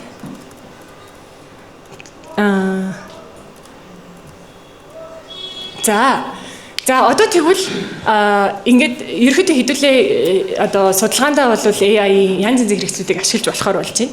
За тэгвэл гэхдээ нөгөө нэг prompt бичнэ гэдэг чинь бас нэг юу ажил болоод байна тий. Яаж сайн prompt бичих вэ гэдэг чинь бас нэг одоо шинэ судлаачийн нэг шинэ ур чадвар болж эхэлж штэ тий бүх хүмүүсийн. За тэгэхээр хамгийн гол нь нөгөө сайн юм асууж иж чанартай асуулт асууж иж чанартай хариу авахар болоод байна тий. За эхний хэлэх юм нь болохоор тодорхой зорилготой байх хэрэгтэй асууж байгаа юм чинь. Зүгээр энэ тухай яар гэдэг өгчих юм бол гэхээс илүү за яг 3 дагал мөрөөр эрдэм шинжилгээний өнгө аястай гол аргументээ томилоод гэдэг юм ингээд айгүй тодорхой зааварчилгаа өгүүлэх сайн байдаг энэ модулууд. За дараагийн нэг юм нь болохоор нөгөө контекст юм уу үүрэг өгөх тий рол өгөх. За жишээлбэл AI-д чи яг өөрийгөө ямар хүн гэж төсөөлөхийг нь хэлж өгнө гэсэн үг AI. За тэгэхээр чи одоо социологийн профессор гэд ChatGPT-г ярих нь чи бол социологийн профессор оюутан тайлбарлаж байгаа мэтэр бичээрэй. Гингуудаа юу тайлбарламаар байгаагаа одоо хэлдэг юм те. За тэгээд жишээ оруулах бас их сайн. За яг нэг тодорхой нэг юм хүсэж штэ дотроо би ингээд тодорхой форматтай хийх маяг хүсэж байгаа юм бол шууд жишээгээр явуул. Тэгээд англиар few shot prompt ингээд 1-2 жишээгээр тайлбарлсан олон үг тайлбарснаас илүү үр дүнтэй. Шууд нэг иймэрхүү маягаар гээд те өөрөө толгойдоо байгаа юм шууд хэлэнгуйтаа иймэрхүү маягаар хий. За эсвэл алхамаар хийх бас аюулсаа. Одоо том асуудлыг шууд л нэг амар том сэдв өгвөл би энүүгээр судалгаа хийх гэдэг надад туслах гэх биш. Одоо эхлээд гол үндсэн санаагаа гаргаад дараа нь эсрэг талын аргументыг гаргаад за тэгээд өөрийнхөө дүгнэлтийг бичих юм ингээд өөрийнхөө бас нэг юугаа өгөөд ямар алхамаар хийх вэ гэдгийг өгч болно. За хязгаар тогтоох бас их сайн. Одоо юу хийхгүй байхыг бас хэлж өгөх нь зүгээр байд. За жишээлбэл их сурвалжгүй мэдээлэл бити оруулаа. Тэ? Зохиож бичихгүй шүү гэх юм уу. Яг ингэ хэлэх нь шүү. Тэгээд тодорхой биш бол надаас асуу гэдэг ч юм уу. Тэгэхгүй бол эн чинь нөгөө нэг цаана юу болоод байгааг нь бодохоор цаана нэг юм хэлчихэнгүүт цаана нөгөө компьютер чинь ингээд тооцоол хийж байгаа шүү дээ тий. Тэгээд тэгэнгүүт яг тодорхой юм хэлж өгөхгүй хязгаар энэ төр тогтоохгүй болохоор тэр чинь ингээд нэг хамаагүй юм яачаад байгаа байхгүй тий. Нэг Википедиагийн тайлбар шиг ч юм уу нэг ерөнхий юм гаргаж ирчээд байгаа. Тэгэхээр яг өөрөө ингээд сайн нөгөө зөв асуух нь одоо сайн хариулт авах үндслэл болж байгаа. Тэгээ ерөнхийдөө ярилцаж сайжруулад байх нь зүгээр. Одоо нэг удаа асуугаад дуусчихгүй те. Эхний хариулт төгс байхгүй. Дахин асуу тодруулах. Түрүүний нөгөө миний хэлдэг шиг нөгөө монгол хэл дээр бас те ярихад эхлээд амар сонин юу өгчингууд нь орчуулга өгөхөр нь наад англи хэл чинь жоохон муу байна. Жоохон ч гэж хэлэхгүй англи хэл чинь муу байна гэж шууд нөгөө тушаач энэ төр хэлэхээр бас сайн байгаад байна гэдэг нэг судалгаа гарцсан байсан. Шууд нөгөө муухай харьцахаар баг илүү сайн юу гарсан илүү сайн хариулт өгөөд байж гэх юм ингээ янз янзын судалгаанууд ингээ хүмүүс хийгээл байгаа. Одоо энэ AI-га бас ойлгохгүй л те AI маань өөрөө хөгжөөд цаанаа юу болоод байна гэдгийг судлаалаа. За тэгээд тэгэнгუთ за монгол хэл чинь муу байна гэд хэлсэн чинь шууд тий энэ яг англи хэлнээс орчуулсан юм шиг модон болчлоо ч юм уу гэж мэгээд тэгснээ арай дээр хариулт тэр өгөөд байгаа байхгүй. Тэгэхээр яг ингээ дахин нөгөө сайжруулад ярих нь бас чухал байдаг. За энэ бол нэг жишээ. Одоо шинэ Хабермасын ярианы ёс зүй гэж юу вэ гэдэг. Би энийг одоо энэ нөгөө клаудтай бас ярьсан байхгүй. Философийн хүрээлэн дээр яриа гэж байгаа учраас нэг философийн жишээ өгөөч гэсэн чинь Германы философч Хабермас гэдэг хүний ярианы ёс зүй гэж юу байд юм бэ те. Тиймний талаар юу вэ гэж тайлбарлах гэж хэлхийн оронд яах нь вэ? За чи бол нийгмийн философийн судлаачид зориулж бичиж байгаа. Тэгэхээр Хабермасны ярианы ёс зүй гол 3 зарчмаар тайлбарлаа гэх юм үү те. Тэгснээ одоо Аппел гэдэг нэг өөр бас философч байгаа юм л шүү те. Тэр хүний байр суурьтай харьцуулж бичээ. За тэгээд нийт 400-аас 500 хүүхдэд байх ёстой шүү. Эрдэм шинжилгээний өнгө аястай байх ёстой шүү гэх юм үү те. Тэнгуутаа зохион бүтээж бичих хэрэггүй энэ төр гэдэг амар хязгаараа тавьж маяг те. Бити зохиогоо дагараа энэ төр гэдэг. Тэгээд хэлчихээр бас гайгүй яг их сурвалжтай. Тэгээд нөгөө буруу мэдээлэл гаргах нь бас гайгүй байх чинь. За одоо ингээд ярангуут за ингээд мэдээж юу AI маань айгу мундаг болж байгаа ч гэсэн одоо ингээд бас түүнийг дагаад бас их асуудлууд бас их үүсэж байгаа тий. Ёс зүйн асуудлууд ч юм уу одоо энэ ер нь AI-тай бид нэр яаж хамтран одоо дасан зохицож амьдрах вэ ч юм уу тий. За тэгэнгүүт ерөөхдөө ингээд AI нөгөө нэг хариултыг одоо зөв ёс зүйтэй зөв хариулт байлгахын тулд нэг ашиглагдж байгаа юм нь болохоор энэ хүмүүсээр бас нөгөө юу хийх гэж байгаа байхгүй юу? Хоёр өөр философи байгаа гэж ярьж болно. Нэг нь болохоор англиар болохоор reinforcement learning from human feedback гэдэг. Нөгөө хүмүүсээс санал асуулт асуугаад хүний санал хүсэлтээс сурдаг баттах сургалт гэж орчуулж болно. Одоо монголоор орчуулвал тэр нь болохоор яаж юм гэхээр одоо энэ ChatGPT-ийн жишээлбэл хоёр хариулт гарахаар одоо хүн шалгангуудаа аль нь илүү дээр байна гэж санал өгöd байгаа шүү дээ тий. Иймэрхүү маягаар сайжруулаад яваад байгаа байхгүй юу. Тэгэхээр ерөнхийдөө нөгөө хүн шиг болохгүй л хүн аль болох хүнтэй адилхан одоо ярьж сэтгэж сурвалжахын тулд хүмүүсийг ингээд оруулж ирээд нөгөө фидбек буюу нөгөө юу өгöd байгаа гэсэн үг. За энэ арга нь болохоор энийг мэдээж нөгөө ChatGPT ч юм уу Gemini бүгдээрээ л энэ аргыг ашиглаж одоо модельүүдээ хөгжүүлж байгаа. За давуу тал нь болохоор мэдээж за яг бодит хүн гэдэг хүн чинь те яаж одоо ямар асуултыг илүүд үзэж ийн гэдгийг шууд одоо ойлгох боломжтой. Тэгвэл сул тал нь болохоор одоо тэр шалгаж байгаа хүний өөрийнх нь нөгөө нэг талын баримт гэсэн юм орох гэдэг шүү дээ. Bias буюу би одоо ямар хүн байна тэрнээсээ шалтгаалаад өөрийнхөө бодлоор л хэлнэ шүү дээ. Энэ хоёр хариултын аль нь сайн бэ гэд. Тэгэхээр энэ нөгөө шалгагчийн өөрийнх нь өрөөсөө л үзлүүд энэ юу руу бол нэвтэрнэ. Энэ философт нэвтэрчин гэсэн үг. За тэгээд энэ бол бас маш үнэтэй арга. Яг бол хүмүүст одоо цагаараа аваад цалингийн өгөөл яаж хийн штэ угаасаа маш удаан хийн бас. За тэгэхээр гэхдээ ингэж нөгөө хийхээс өөр арга байхгүй. Зөвхөн машинаа сургачаад орхичихгүй нөгөө сайжруулахын тулд ингээ хүмүүсийг аваад ажилуулад ингээд юугаа сайжруулах явж байгаа. За энэ бол OpenAI ч юм уу Gemini entry ерөөхдөө хэрэглэж байгаа арга. За Anthropic гэдэг нөгөө компани байгаа шүү дээ Cloud-ийн. За Cloud болохоор зэрэг нөгөө OpenAI-д ажиллаж исэн хүмүүс тусдаа гараад байгуулсан team компани байгаа шүү дээ. Нэг ах トゥ хоёр, эгч トゥ хоёр, ах トゥ хоёр гараад байгуулсан. Тэгээд Cloud гэдэг загварыг болохоор арай илүү өөр философитойгоор хийгээд OpenAI одоо тэр нөгөө Sam Altman гэдэг нөгөө захиралтай сайн таарахгүй ч юм уу те. Тэгээд бид нар бол ингээд өөр юугаар хийнэ. Энэ AI гэдэг юм чинь бас айгуу тийм ёс зүйтэй нөгөө нэг хөгжүүлэх ёстой. Тэгээд яах ёстой вэ гэдгийг тэр эдийн арга болохоор constitutional AI гэдэг. Тэр нь болохоор одоо жишээ нь нэг тийм үндсэн хууль те constitution гэж үндсэн хууль гэсэн үг шүү дээ. Тэгэхээр ямар нэг тийм бичигдсэн үндсэн хууль ч юм уу нэг тийм зарчмын нэг тийм жагсаалт гаргаад тэгээд тэрнээсээ өөрөө суралцсан гэж байгаа. За одоо нүүбийн хүний эрхийн тунхаглагчлал ч юм уу те нэг бичиг баримт байдаг шүү дээ. Тэрэн шиг нэг тийм AI-д зориулсан бичиг баримтыг бэлдээд тэгээд тэрнээсээ өөрөө энэ AI маань яах нь reinforcement learning from AI feedback буюу өөрөө тэр үндсэн хуулийнхаа хүрээнд бичсэн нөгөө зарчмынхаа хүрээнд өөрийгөө шалгаад нөгөө нэг өөрийнхөө асуултуудыг ингээд сайжруулад явдаг тийм аргыг ерөөхдөө хэрэглээд байгаа. За тэгээд энэний давуу тал нь бол мэдээж яг одоо энэ constitution нь юу вэ гэдгийг өөрсдөө ингээд гаргаж тавьж байгаа учраас ямар үндсэн одоо ямар зарчмын дагуу явж байгаа вэ гэдэг те ил тод тэгээд дөрөв нь бол ил тод тэгээд апдейт хийх боломжтой. Тэгтээ яг сул тал нь гэвэл яг тэр ямар үндсэн хууль бичснээс шалтгаалаад яг тийм л AI гарна шүү дээ те. Тэгэхээр тэрэнд нь ямар нэгэн одоо яг одоо энэ олон хорвоо ертөнцийн дээрх олон үнэт зүйлсийг бүгднийг одоо бүрэн илэрхийлж чадчих нүггүй юу ч юм уу те тийм асуудал мэдээж гарна. За тэгэхээр гэхдээ ерөнхийдөө бол Anthropic-ийн Cloud-ийн модельүүд бол илүү нөгөө ёс зүй тал дээр одоо анхаарья гэдэг айгүйх ерөнхийдөө хийгээд байгаа. Тэгээд тэр нөгөө ах トゥ хоёрын их чинь дүүн нөгөө нэг өөрөө уран зохиолын хүн юм байлээ л. English literature дээр сурсан өөрөө. Тэгэхээр компьютерийн хүн бас биш. Тэгээд тийм юу талаас нь нөгөө нийгмийн ухаан талаас нь ч юм уу humanities гэдэг байгаа шүү дээ. Одоо нөгөө нийгмийн хүмүүнлэгийн те хүмүүнлэгийн ухааны одоо энэ юмнуудыг сайн оруулах хэрэгтэй шүү те хүнийг одоо юу гэдэг нөгөө хүнийг ойлгох сэтгэл ч юм уу те нөгөө инэрэнгүй сэтгэл тиймэрхүү зүйлийг ингээд оруулсан одоо химэл оюуныг одоо бүтээхэн чухал гэдэг талаас айгүй хийгээд байгаа юм шиг санагдсан Cloud-ийн бол.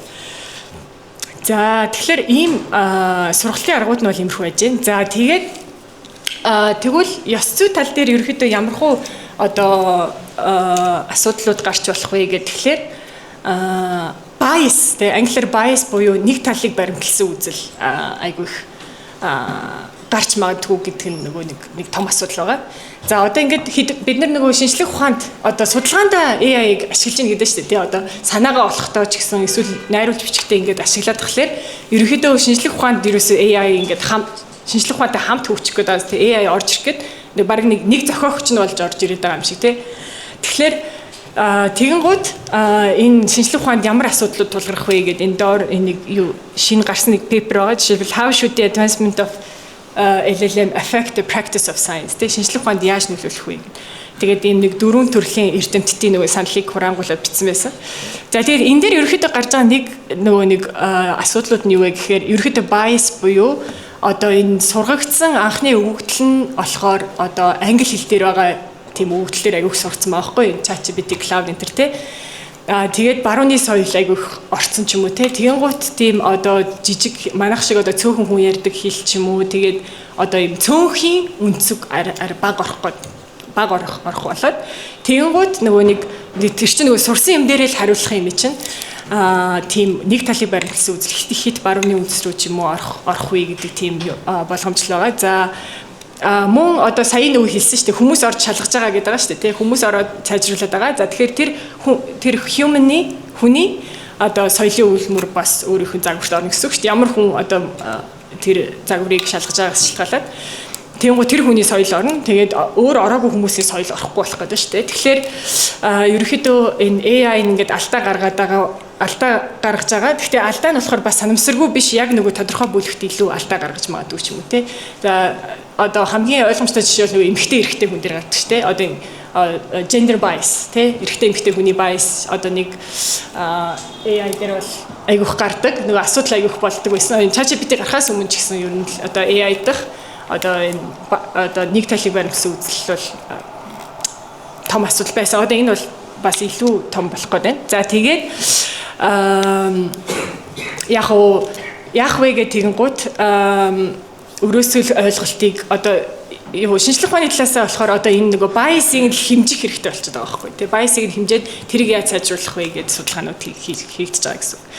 За тэгээд өөр одоо шинжлэх ухаан буюу судалгаан дээр бас нэг асуудал нь болохоор нөгөө reproducibility гэдэг тэр нь болохоор нөгөө одоо давтан гүйцэтгэх боломж гэх юм уу давтан гүйцэтгэх одоо чадвар гэсэн үг шүү дээ. Одоо нэг хариу би ингээд датанаас одоо шинжилгээ хийгээд нэг хариу гаргасан байл гэхэд энийг би дахин яг гаргаж болж гинөө энэ яг үнэн байна уу те. Тэгэхгүй нөө өөрөө зохиогоод өөрөө өгдөл зохиогоод өөрөө юм хийцэн чинь биш те. Яг нөгөө нэг дахиж гаргаж үзэж шалгаж болж гинөө гэдгийг нөгөө шалгах нь айгу чухал байдаг те шинжилх байна.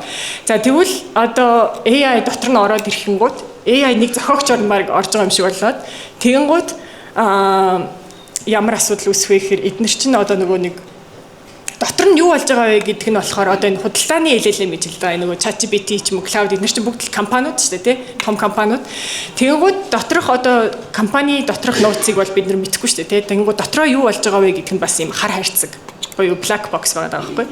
За тэгээд ингээд асуулт асуухаар бас өчигдөр асуусан асуулт өнөөдөр асуусан асуулт хоёр өөр одоо өчигдрийн үр дүн бол өнөөдөр давтагдахгүй. За яг адил асуултыг асуухад ч гэсэн адил хариулт ирэхгүй. Өөрөөр хариулт ирээд байгаа үстэй тийм нэг рандом санамсаргүй гэж нэг статистик цаанаа байгаа учраас өөрөөр хариулт ирдэг. Тэгэхээр нөгөө нэг шинжлэх ухаанд одоо ингээ ашигласан бол тэрийг яаж яах вэ? Одоо яаж reproducible буюу дахин давтах боломжтой болох вэ гэхээр яг одоо нөгөө prompt ямар prompt өгөхөөр ийм те ямар асуулт асууж ийж ямар хариулт авсан бэ яг ямар хэлний загварыг ашигласан бэ хэдэн онд ашигласан бэ энэ гэдгээ одоо яг нөгөө нэг бичиж үлдээж яах шаардлагатай болж байна гэсэн үг эхний ээлжинд те шил. За тэгэхээр ерөөдөө AI маань судалгаанд бол шинжлэх ухаанд бол иймэрхүү байдлаар хэрэглэгдэх юм байна. За тэгээд мэдээж ганц шинжлэх ухаан судалгаа гэхгүй те бүх газар л хэрэглэгдэж болж байна. За тэгээд тэгтээ ямар хязгаарлалтууд байна вэ гэх тэгэнгუთ юуг анхаарах хэрэгтэй вэ те бид хэд. За тэгэнгуთ эхний ээлжинд бол мэдээж нөгөө буруу мэдээлэл буюу hallucination гэдэг ааш те. Hallucination гэдэг чинь юу гэсэн үг лээ англиар? Hallucinate хийх буюу зэрэглээ хараад байгаа юм шиг нэг юм болоод шүү дээ. Бүр шаал буруу юм. Тэгэхээр бүр ингэж байхгүй мэдээллийг байгаа юм шиг болгоод амар ихтгэлтэйгээр хэлээд те. Тэгээд их сурвалж энтрийг, ишлэл энтрийг бас заримдаа зохиогоод гаргаад ирсэн. Байж байгаа байхгүй. Тэгэхээр энэ hallucination бол айгу том бас асуудал байгаа. Яагаад hallucinate хийдэг вэ гэдгийг ойлгох гээд тэгээ яаж энийг буруулах вэ гэдэг ерөөхдөө нөгөө нэг тэр машин сургалтын хүмүүс бол одоо судалгаануудаа хийгээл яваад байгаа. Тэгвэл бол одоогийн байдлаар бол одоо энэ hallucination бол угаасаа маш их гардаг. Буруу мэдээлэл маш их гаргадаг тий. За тэгэхээр бидний хувьд бол яах ёстой вэ гэхээр хариултыг байнга шалгах ёстой. Заавал тий буруу ярьсан байж магадгүй учраас мэдээж цагийг чи хэмжиж байгаа ч гэсэн гяс гол юмнуудаа бол ахин шалгаж ийж тавих тий. За дараагийн нэг асуудал нь болохоор сая нөгөө Нанто ягшус хэлсэн тий. Одоо юуг AI бүх юма найдаад эхлэхээр өөрийн ур чадварыг тий бидний бас нөгөө сэтгэн бодох чадвар бас яах вэ дээ буурах үедээ гэдэг тий. Тэгэхээр баланс бас чухал шүү. Хамаг юмдаа AI-г асуугаад ахлаар сүултээ бүр нөгөө сэтгэн бодох чадваргүй болчихгүй дээ. Харин хамаг юм AI-аас асуугаад харин тэгэхээр тэрнээс яаж сэргийлэх вэ гэдгийг тийм одоо бас та ярилцээ та бас саналаа хэлээд ганцхан би яриад авах шүү дээ. Энэний дараа хэдүүлээ хилцүүлэх. За тэгээд тэр бол маш том асуудал мэдээж. За тэгээд нэг талыг баримтлсан сая ярьсан шүү дээ. Нөгөө англи барууны бичвэрд амгаалсан учраас жишээлбэл одоо Монгол агуулга Монгол соёлтой юмнууд алдагдах үедээ тэгээд дандаа энэ ChatGPT-ийн тэр ашиглаад байвал нөгөө Монгол соёл маань бүр мартагдах үедээ тий. Тэгэхээр одоо энэ одоо дотоодын одоо LLM хийж байгаа хүмүүс энэ тэр бол маш чухал ажил хийж гисэн шүү дээ. За тэгээд их сурвалж бүрхэг байх нөгөө мэдлэгийн их сурвалжийг үргэлж тодорхой заадаггүй ш нэг хаанаас чи яасан мэдэхгүй нэг хариулт гаргаалгаа үстэй тий. Тэгээд тэгэхэр чин тэр яг ямар учиртай гэдгийг харах бас бүрэн боломжгүй байх гэдэг бүрхэг их сурвалж. Тэгэхээр тэрийгээ бас асуухтаа их сурвалжтай хийх гэдэг ч юм уу яг байнга тэгж асууж шалгаж авах бас чухал. За тэгээд бас нэг асуудал нь болохоор нөгөө одоо энэ чинь айгүй мундаг болоод байгаа мөртлөө логик алдаа бас айгүй гаргадаг. Айгүй тийм энгийн тооцоо баримт цаг хугацааны дараалал энтер дээр айгүй алдаад өгдөө нөгөө нэг алгоритмынхаа юунаас болоод нөгөө дараагийн үгийг таах гэдэг алгоритмынхаа юунаас болоод ч юм уу те яг ч ямар тач нэг юм зарим амархан юм дээр айгүй их алдаа гаргадаг. Нөгөө нэг цагийг ойлгохгүй байна гэх тэгээдсэн сан нөгөө аналог цагийг сайн ойлгож чадахгүй байгаа даа ч гэх юм уу. Нэг тиймэрхүү алдаанууд бол мэдээж байгаа. За тэгээд хамгийн сүүлд нь болохоор бас хамгийн чухал юм нь болохоор нөгөө мэдээж нууцлалын эрсдэл тий. Датагаа хамаагүй оруулсан мэдээлэл чинь цаашаага дахиад сургалтанд нөгөө нэг дата сервер руу явах нь шүү дээ. Тэгээд таны хамаг дата чинь тийшээ явчих магадгүй учраас ашиглагдаж болцсохгүй учраас хамаагүй хувийнхаа мэдээллийг бол оруулж болохгүй шүү гэдгийг бүгдээрээ сайн анхаарах нь тий. Тэгээ багш нарын хувьд бол юу гэдэг оюутнуудынхаа мэдээллийг ч юм хамаагүй оруулчих болохгүй шүү дээ. Өөрийнхөө мэдээллийг мэдээж бас хамгаална. Тийм тэгээд тэгэхээр энэ бол бас маш том чухал анхаарах зүйл байна. За тэгээд ерөнхийдөө одоо дуусгах төгч чинь тэгээд академик ёс зүй талаас ярих юм бол тий бид нэр судалгаанд яаж AI-г ашиглах вэ гэж ерөнхийдөө ярьсан учраас ер нь яаж ашиглах нь академикийн хувьд яг ёс зүйтэй юм бэ гэхээр одоо ер нь бол нөгөө нэг судалгааны ажлаа ингээд явуулахад жишээлбэл ChatGPT энтрийг бол хэрэгжилж болно гэдэг угаасаа хүлээн зөвшөөрж байгаа одоо журналууд одоо машин сургалтын журналууд өөрсдөө ч гэсэн тэгээ тэрийг нөгөө нэг явуулчаад бас нөгөө нэг рефери хийдэг штэ ревью хийх өөрсдөө бинийг хяндаг тэрэнд ч гэсэн ерөөдөө LLM-ыг оруулж болно гэд хэлээд эхэлж байгаа байхгүй. Тэгэхээр ашиглаж болно гэх юм уу. Тэгэнгუთ яг тэгээ ямар хэмжээнд ашиглах хэрэгтэй юм бэ гэх тээ. Тэгэнгუთ за ерөөдөө AI-г бол за ойлгомжгүй сэдв ойлголтыг тайлбарлуулахын тулд бол мэдээж ашиглаж болно. Тэгээ энийг бол бас бид нэр бас оюутнуудтай ч гэсэн дандаа хэлдэг. Тэгээд хэцүү хичээл орохоор өөрөөсөө очиод ChatGPT-тэй яриад ойлгоцсон байж байгаа хгүй тий. Тэгэхээр энэ бол одоо багшийн туслах маягаар AI маань ашиглагдаад ойлгомжгүй сэдвийг тайлбарлахад бол маш сайн үүрэгтэй. За бичсэн ажлынхаа алдаа найруулгыг шалгуулах ч юм уу тий. Монгол хэл нь бас сайжраад байгаа учраас энэ бас найруулга энтрийг алдахад бичгийн алдаа малдааг бол засч чадна. За их сурвалжийг олох, харьцуулахад туслуулах. Та түрүүний хэлсэн нөгөө зүйлүүд байгаа тийм өгөгдлөө цэвэрлэх, код бичих. Код бичихэд бол одоо бол угаасаа байнга AI-г угаасаа амар их ашигладаг боллоо тийм. Нөгөө софтвер инженер хүмүүс ч одоо баг код бичдэг бочт юм уу? Юу хийдэм болоод байна шүү тийм. Баг хараа суужаад нөгөө AI эйжентүүд манай юугаа одоо нөгөө босс юм шиг тэднэрээ юм хийлгээд өөрөө хараа сууж идэх баг болоод байгаа юм уу тий. Тэгэхээр ерөөхдөө тиймэрхүү зүйл одоо өгөгдлийг зэгслэх, код бичихээ санаа авах юм тиймэрхүү зүйл бол угаасаа ашиглаж болно. Тэгээд орчуулга, дүрм засварлуулах тий. Тэгээд ерөөхдөө академик ёс зүй бол ерөөхдөө AI ашигласнаа нөгөө ил тод бичих гэж байгаа. Тэгэнгუთ зарим юм дээр угаасаа нөгөө асуудаг байсан байлээ журнал энтер яг ямар юунд AI ашигласан бэ те бичгтээ ашигласан уу яг аль шатанд AI-г ашигласан бэ гэдэг угаасаа асууна. Тэр үед нөгөө нэг яг үннээрээ угаасаа хариулаад бичгт угаасаа найруулга зүйдээр ашигласан сэдвээ олох гэж байхдаа би ашигласан ч юм уу ингээд тэднийг угаасаа хэлэх хэрэгтэй болж байгаа. За яаж болохгүй вэ гэдэг юм гоо за бүр бүтэн судалгаа дипломын ажлаа AI-аар бичүүлдэг ч юм уу те. За энэ бол мэдээж ёс зүйн хувьд бол болохгүй үстэй те яг өөрийн л нөгөө нэг оюуны ажил байх хэрэгтэй юм чинь. За тэгээд бичсэн текстийг өөр ингэж танилцуулж болохгүй те AI-аар бичүүлсэн гутаа дараа нь өөрөө бичсэн юм шиг царайлж болохгүй те. За их сурвалжгүй иш татлах зохиолгоцсон юм а тэр чигээр наваачаад ямар ч их сурвалж байхгүй эсвэл ChatGPT хийлсэн гэж манай нөгөө зарим хүмүүс шиг ChatGPT-гээс асуусан чинь тэгж илээ гэнтэр гэж болохгүй шүү дээ те. Тэгэхээр их сурвалжтай тим одоо ишлүүд ялангуяа академик ажилд бол бүр тий бүх их сурвалжийг яах ёстой шүү дээ тий яах ёстой. За тэгээд мэдээж шалгалтанд зөвшөөрлгүйгээр AI-ыг ашиглаж болохгүй. За зөвшөөрлгүйгээр гэдэг нь за зарим багш нар юу гэдэг нь за шалгалтанд AI-ыг ашиглаад тэгээд юм хийж болно ч гэх юм уу. Тиймэрхүү байдлаар баг хэрэгжилж эхэлж гин үү яаж юм те. Тэгэхээр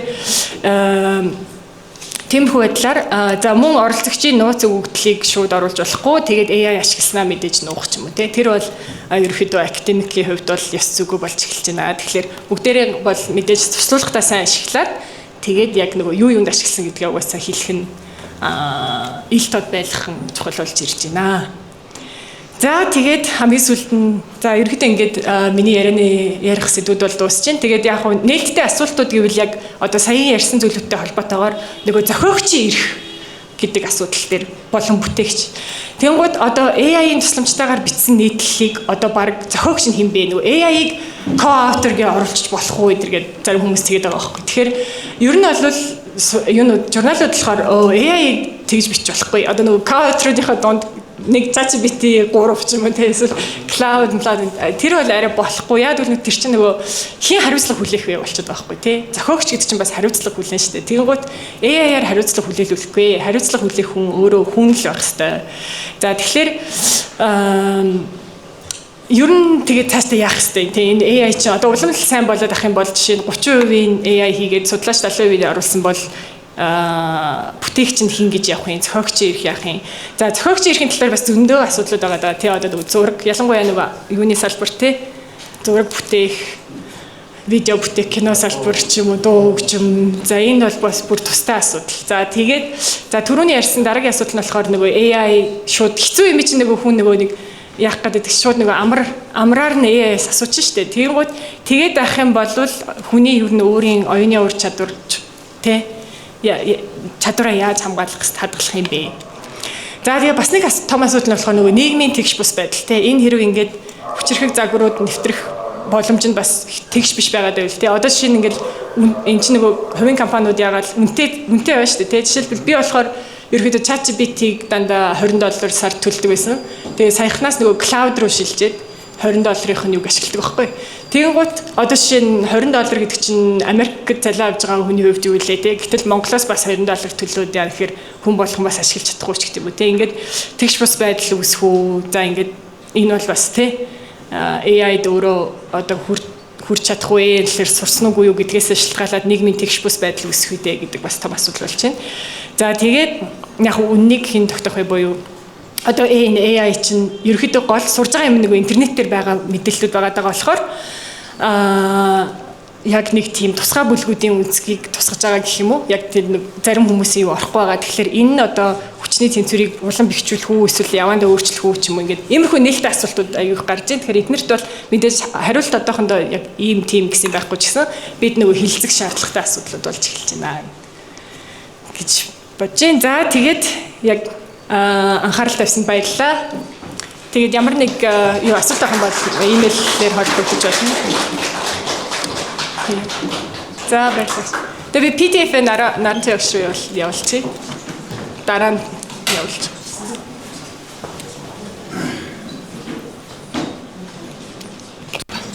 За өндөрлөл огшоос асуух асуулт байвал промптоо сайн өгөөд маш тодорхой асуултууд асуугаарай.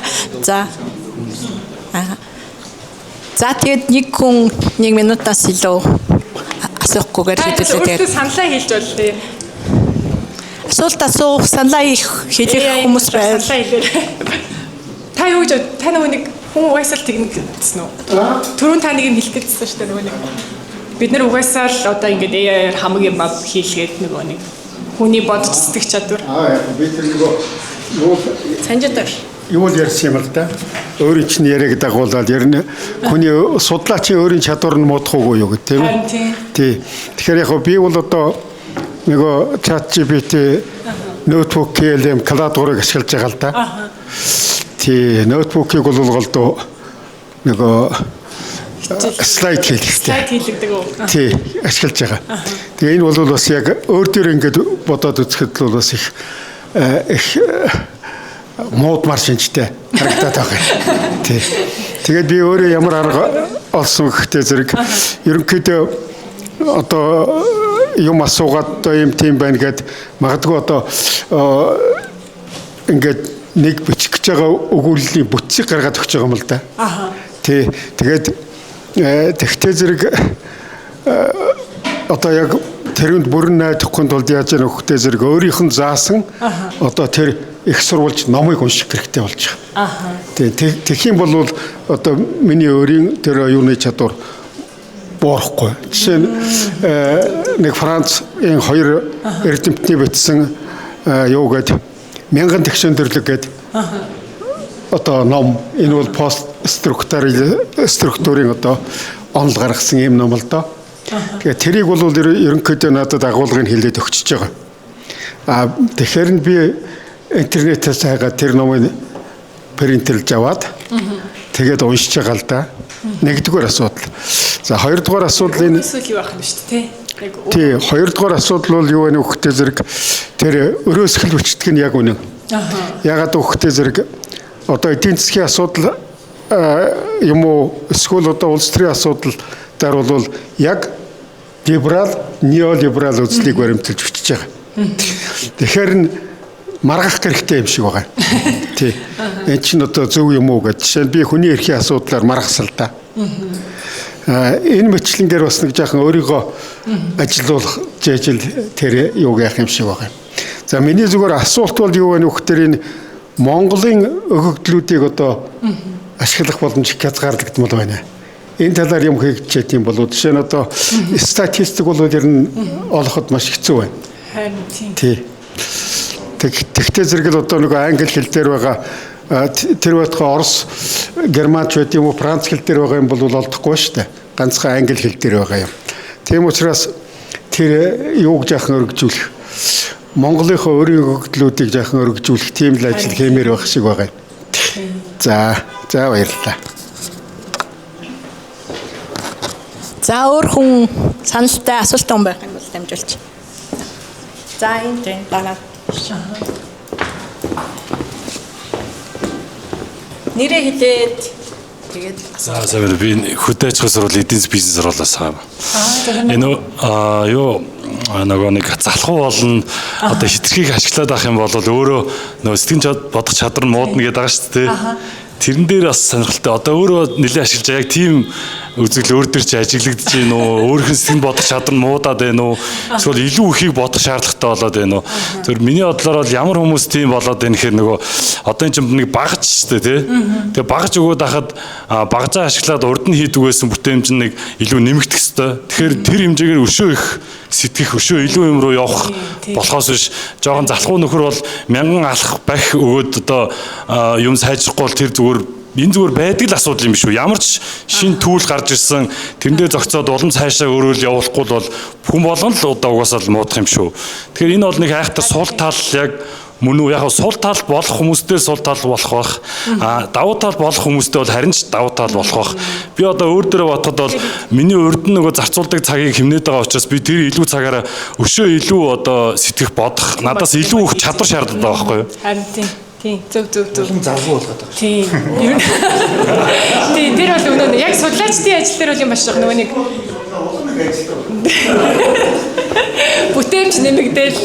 Тэр яг бүтээмж нэмэгдвэл эдийн засаг өсвөл бүгдээ сайхан болно шүү дээ бас тий. Эдийн засгийн талаас ярих юм бол нөгөө productivity бүтээмжээ өсгөөд бүр их юм бүтээгээд улс орноор бүгдээрээ сайжраад бүр их амьдрал бүр сайжраад ер нь явна гэж л ярьж шүү дээ. Тэ бүтээмж нэмэгдэх юм бол нэг хүн болгоны бүтээмж нэгдвэл тий яг таны нөгөө хэлсэн тий ер нь бол санал нэг байна. Тэгээд одоо яг судлаачдын хувьд бол нөгөө нэг айгүйх цаг ордог байсан юмнуудыг хэмжиж байгаа байхгүй тий тийм нөгөө нэг уйтгартай буюу ядаргаатай ажлуудыг тий хийхийг нь AI хийж өгөөд тэгээ өөрөөсөө болохоор илүү одоо судалгааныхаа яг нөгөө нэг яг өөрөөс гарах нөгөө санаан дээрээс суух цаг ч юм уу илүү гарч байгаа. Өмнө бол нөгөө нэг бидний датагаа бичээд нөгөө Python-оо нэгэл статистикийн шинжилгээ хийх гэж зөндөө цаг хийдэг байсан тий хэрэгэлдэг байсан бол одоо гэс хэлчихэл шууд дараагийн нөгөө санаагаа бодох дээр илүү цагаа зарцуулах боломжтой болж байгаа. Тэгэхээр тэр бас сайн талаасаа бас тийм байна.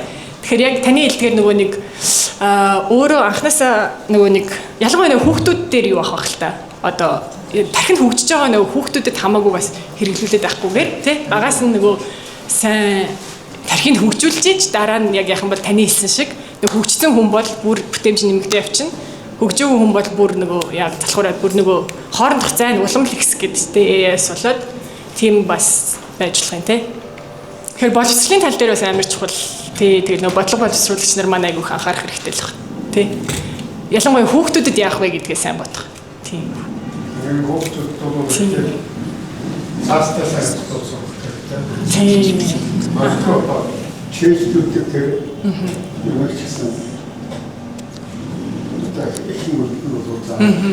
Хийх зүг байж магадгүй тий. Тийм боловсролын салбарын маань бас энэ дээр нэлээд бодож байгаа хаа. Тийм AI гарч ирээд. За өөр та өөр асуулт уу? За өнөөдрийн нөгөө сургалт үнэхээр сонирхолтой байлаа. Тэгээ бас зөндөө олон юм мэдэж авлаа. Миний хувьд болохоор асуулт гэхээсээ илүү өөрийнхөө салбарын нөгөө AI хамгийн сүүлд гарсан нөгөө ололт амжилтаас хуваалцах гэх юм уу тий. Анагаахын салбарт болохоор одоо хамгийн их яригдж байгаа юм бол нөгөө антибиотик төсвөржилт гэдэг энэ талаар маш их ярьж байгаа. Антибиотикууд одоо бактериуд ингээд нөгөө антибиотик дарагдгаа болчихлоо шүү дээ. AI-ийн тусламжтай одоо сүүлийн 2023 онд яг 2 шинэ антибиотик нээсэн. За яг лабораторийн туршилт хийгээд энийг ингээд туршаад хүмүүс ажиллаад яг лабораторитой ингээд юу авлын доор хаяж 10-аас 15 жил одоо туршиж судалгаа хийх ажлыг AI бол ерөөсөө сар гаруй хугацаанд хийгээд тэгээд 5 ийм шинэ антибиотикийн одоо юутай антибиотик үйлчлэгээтэй эмийн бодис гаргаж юу магадлаад тэгээд тэр таваасаа одоо хамгийн сүүлд болохоор 2023 онд ингээд антибиотик юу яага илрүүлээд тэгээд ганцхан антибиотик хамгийн сүүлд хүний биед хооргүй бактери эсрэг үйлчлэлтэй юм антибиотик нээсэн байгаа. Тэгээд энэ нь болохоор одоо мэдээж нөгөө клиник туршигдаа тэгээд хэрэглээнд очиход бол цаг хугацаа зарцуулах боловч хүн одоо яг анагаахын салбарын хувьд бол маш их одоо хэрэгтэй ач холбогдолтой ийм нээлт болсон. Тэгээд энэ талаар хуваалцсан. Харин тийм. Яг анагаах ухаан бол яг нөгөө сайн яавал те нөгөө өвчнүүдийг хавдруудыг ч юм уу альцгеймерийн өвчнийг ч юм уу те одоо AI тусламжтайгаар нөгөө нэг эмчлэх нь хамаагүй нөгөө эрт бол тэр одоо шинжлэх ухааны олд амжилт илүү хурдан болох болвол нөгөө бидний амьдралд амар хэрэгтэй жишээ байгаа шүү те анагаах ухаан. Тэр бол яг сайн жишээ нөгөө AI. Тийм. Харин тийм. Ашууд ирж байгаа та. Энэ нөгөө полигоризмын нөгөө хуулбарлалтан дээр та эрдэмжлэгээний үйл өчмөчгээд тэн дээр яаж гарч ирж байгаа бол тэн дээр манайхаа тийм манай Монголд бол нэг зөвшөөрч байна одоо дипломын ажил тийм магистр бакалавр тийм ч юм уу. AI тэгээд зарим ашиглаад хийлгэж байгаа ш зарим юм уу да тийм. Тэгэхээр хуулбарлалтан дээр энэ дээр одоо манай нөгөө хуулбаршлагын програм дээр гарч ирээд асуудал болж байгаа юу? Энэ ямар байгаа л тийм байна уу тохиолдол. Тийм. Одоо ерөнхийдөө их сургуулиудын төвшөнд ч юм уу яг нөгөө нэг тэр дүрмээ гаргах хэрэгтэй болж байгаа бох тий. Яг AI-тай холбоотой нөгөө яг дүрмүүдээ их сургууль болгон гаргаад ийм дээр ашиглаж болно ингэн шүү гэсэн яг хэмэл оюун зориулсан тийм тусгай. Ашигласны яг тодорхойлох уу гэдэг. Ашигласны яг тодорхойлдог тийм юмнууд бол бас байгаа. Тийм газрууд одоо энэ AI-аар бичүүлсэн үү гэдгийг гаргуулдаг тийм юу бас байгаа. Вебсайтууд байгаа даах боломжууд байгаа да. Гэхдээ яг бас AI-аар нөгөө detected болохгүйгээр бичгээд бас хэлдэг байхгүй. Тийм гол бас гайгүй AI биш юм шиг бичээд байгаа байхгүй. Тэгэхээр ч бас айгүй хэцүү. Тий, ер нь бол хэцүү. Тий. Гэхдээ яг detect хийх тийм юмнууд бол байгаа. Аргууд бол байгаа. Тэгэж болно. Тэгээд гэтэл ер нь тий хэцүү болохоор яг хэрэглэх туслах юм дээр угаасаа сайн туслуулаад гэхдээ мэдээж нөгөө өөрийн юм орох хэрэгтэй гэдгийг л сайн л нөгөө дүрмүүдийг сайн зааж өгөх хэрэгтэй болоод байна л тий.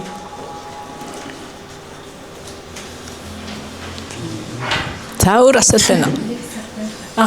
AI одоо хөдөлмөрийн зах зээлд бол маш их нөлөө үзүүлээд хэлж шүү дээ. Тэгэхээр та Америкийн нэгдсэн улсад ингээд доктор болон пост доктор судалж байгаа хүн бол энэ хөдөлгөөний хөгжингөө оронд бакалавраас ахуулаад бакалавр магистр докторын сургалтанд энэ хэрэглээг яаж хөтөлбөртөнд тусгаж өгд юм бэ гэдэг мэдээлэл өгөөч.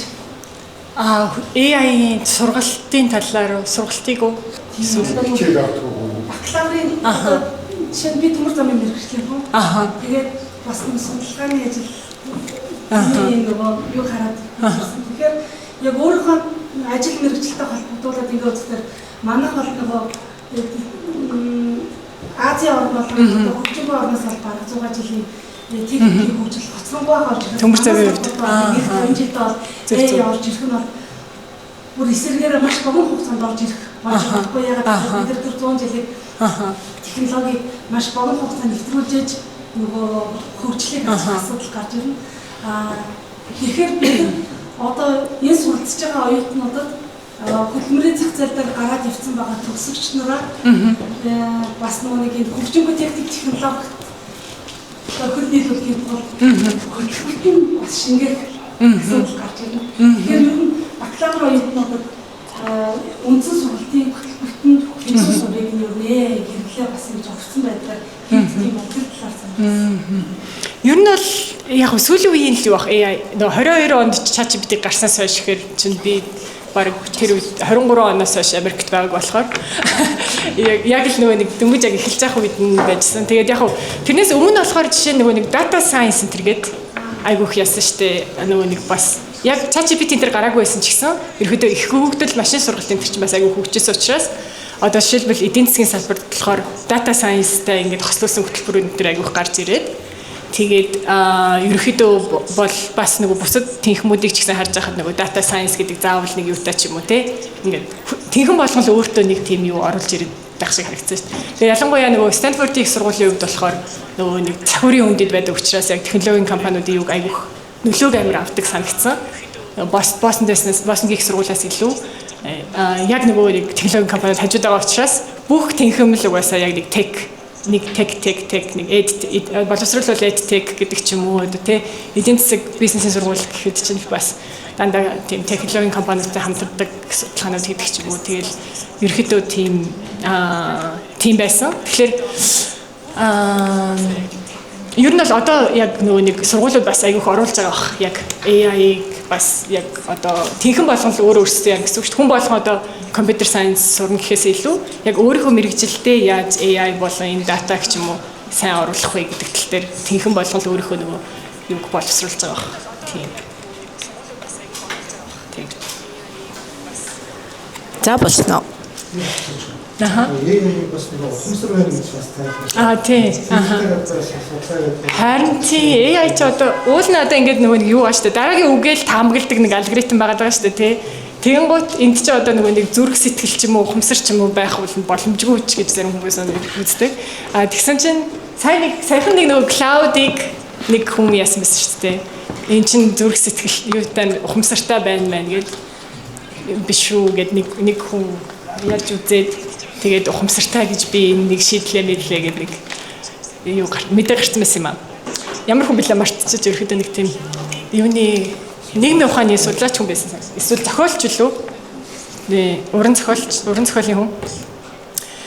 Тэгэхээр энэ бол харин тийм явандаа нөгөө нэг ярьж байгаа нь амар юу байгаа зү тэ нөгөө сэтгэл зүйн талаас ч гэсэн сэтгэл зүйн зөвлөгөө энэ төр өгч мөгөөд байгаа зү тэ хүмүүс одоо нөгөө баг яхаараа гутрахаараа жоохон намайг ингэ жоохон яагаад өгөөч юу тэ стресс талаад өгч юм уу урамтай үг хэлээд өгөөч энэ төр айгуу сайн хэлдэг ч юм уу тэ иймэрхүү байдлаар ингэ нэг сэтгэл зүрхтэй хүн юм шиг байгаад байгаа болохоор бас тэ тийм энэ бол сонирхолтой л нэг open асуулт, нээлттэй асуулт. За тийм ахаад нэг асуулт.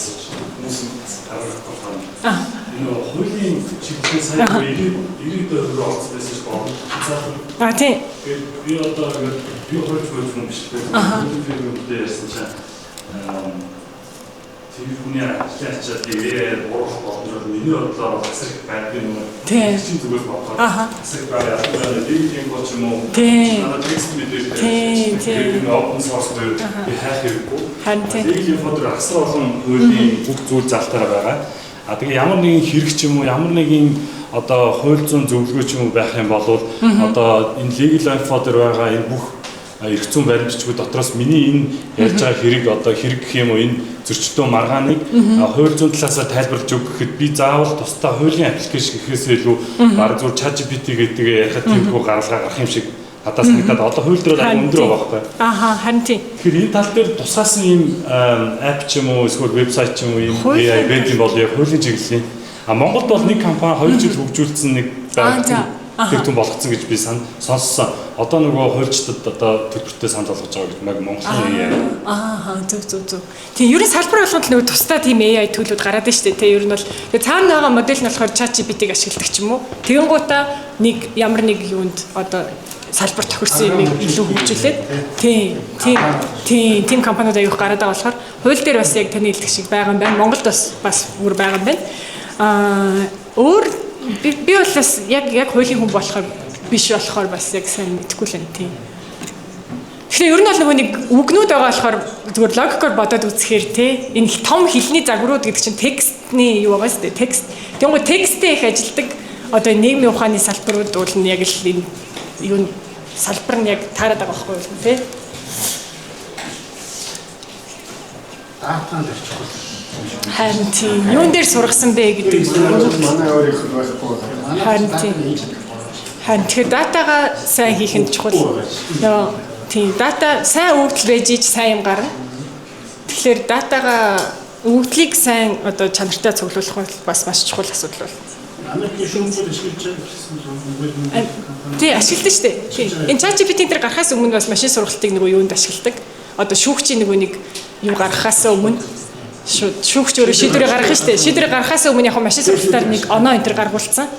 Ийм байвал энэ хүн хийсэн байх таамаглал. Таамаглал гэсэн үг шүү дээ машин сургалт чинь. Таамаглал гаргаад тэр оноотойгоо харж агаад өөрөө тэгтээ шүүгч шийднэ л дээ. Тэгээд ашигладаг байсан. Тий. Манайд ашиглаж байгаа болов уу? Баяр магнаа гэдэг хүн. Энэ аюулгүй гэр үүсгэж. Хэмжээ зөв. Шинжлэх ухааны доктор хэмгаалсан та.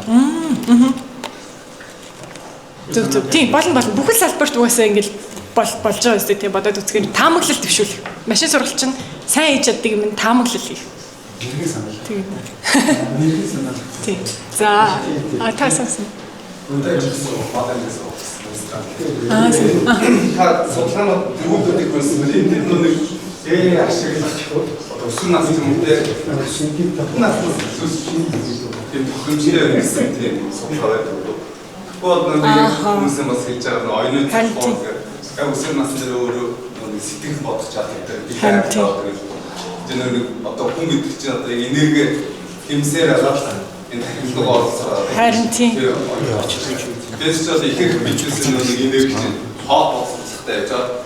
Тэрнээсээ нэг энерги амтаасаа чиглэлтэй оюутнууд бид энерги шилжүүлж чадахгүй байсараа тэр чинь нэг зайн тарих хэрэггүй юм байна гэдэг шиг энерги шилжүүлэх байдаг. Тэгэхээр яг хитэн настай болсон хүмүүс чинь ийм хүчин байх гэдэг энийг ашиглаад яг хэрэгтэй үнэтэй илүү өргөж өгöd. Яг тэр төвшин төрөө хүмүүс ч олон залуу болоод шийдээс хоёр асуулт байна. Энэ талаар нэг тэрээс судалгаа байна. Харин тийм сонирхолтой асуулт байна. Гэтэ би яг тийм судалгааны ажил яг яагаагүй юм байна. Хайж үзүүлэхтэй байгаа хаа. Тийм. Та асууд үзгүй юу нөө? ChatGPT их сурвалжтай хэлгээд. Тийм. Судалгаа хийсэн байна уу гэдээ асуугаад тийм.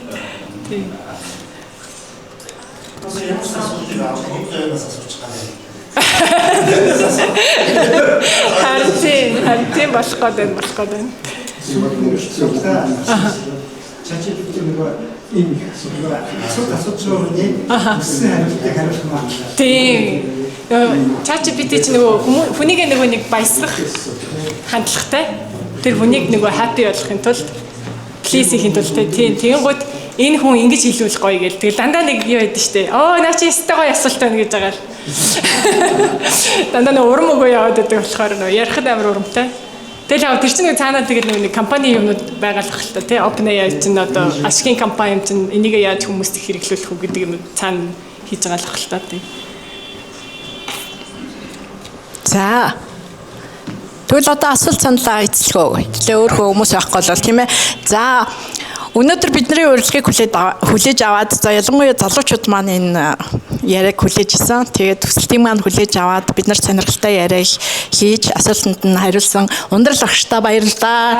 Цаашдынх нь одоо цаашдынх нь ажил амьдралд нь сайн сайхан бүхнийг хүсээд бид нар бас хүрээлэнгийнхаа номын дээжсээс